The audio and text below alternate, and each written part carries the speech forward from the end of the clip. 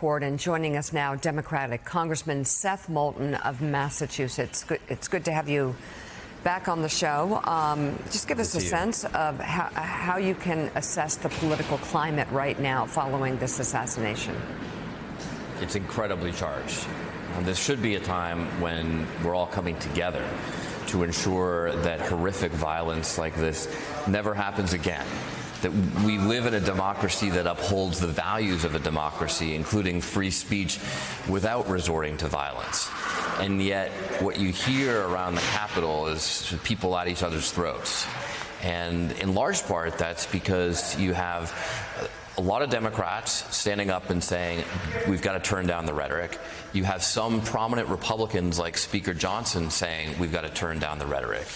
But then you have other prominent Republicans like the President of the United States who actually seem to be trying to politicize this, to turn it into an attack on the left.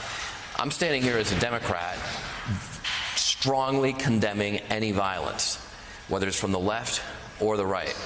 We need to see the president condemning violence as well, and not just targeting Democrats, blaming Democrats and saying, you know, this is an opportunity for political retribution. Words like that don't help. Congressman, good morning. We've heard it from the president, the vice president, when he sat in and hosted the podcast a couple of days ago, blaming what they call the radical left for political violence. We've cataloged over the last several days all of the incidents just in the last couple of years, going back to January 6th, where there's been violence from people who support conservatives. There are violence from people who consider themselves progressive. But within the chamber, you mentioned Speaker Johnson. He's been pretty steady and consistent in this, condemning all political violence. In your private conversations with most Republicans, have they condemned this, or is there a sense that they are with the president on blaming one side for political violence?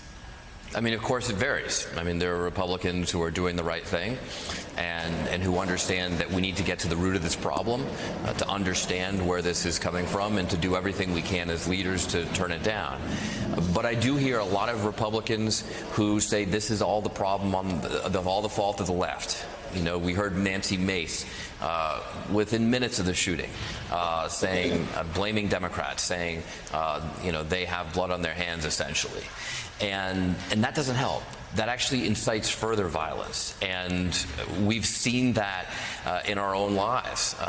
We've seen that in you know, the rhetoric, the threats, the death threats that I've received against me, my team, and my family, all coming from the right in the wake of this horrific murder.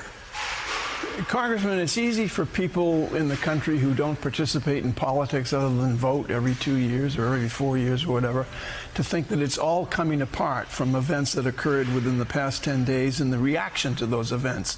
You represent a district that was once represented by a Republican, Brad Morse. Massachusetts then had 3 members of Congress who were Republicans: Silvio Conte out in Western Massachusetts, Hastings Keith, who represented the congressional district down the Cape. I'm wondering, in today's Congress, in today's politics, and they were all friendly, incidentally, with Tip O'Neill, a Democrat who was friendly with everyone. In today's politics, do you work with or have any Republican friends, members of Congress, who you trust and deal with on a daily basis in business? Well, believe it or not, I'm part of a bipartisan workout group in the morning. I'm missing it today to be on your show, and I'm going to get a lot of grief from Democrats and Republicans for not showing up. But sadly, that's an example that's increasingly rare here on Capitol Hill. So many of the moderate Republicans that I was able to work with, whether on the Armed Services Committee or other committees in Congress, they're getting out or they're being defeated by far right extremists in primaries. And so it feels like there's a smaller and smaller group of Democrats and Republicans who can actually work together, even though those of us who actually want to get things done recognize we need to work across the aisle to do so. One of the proudest pieces of pieces of legislation I'm most proud to have passed is the 988 National Mental Health Hotline that I worked tirelessly on with a Republican from Utah, a fellow veteran who understands the issues with post-traumatic stress from his time in the Air Force, just like I understand them very personally from my time in the Marines. We launched this crusade to help people with mental health, and it took a lot of hard work on both sides of the aisle to get that done, and yet now that law is saving thousands of lives every month.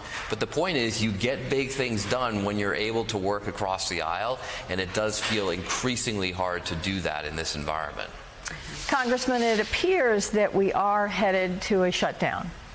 And I'm most worried about the discipline of the Democrats explaining to the country what's going on. Can you kind of encapsulate why it is the Democrats are willing to have the government shut down, and why is it that the Republicans are refusing to negotiate? Well, look, let's just start with a basic reminder that Republicans control everything in Washington right now: the White House, the Senate, and the House. So it's completely on them if they can't keep their own government open. And yet what's playing out is what almost always plays out, which is that the Republicans threaten to shut government down.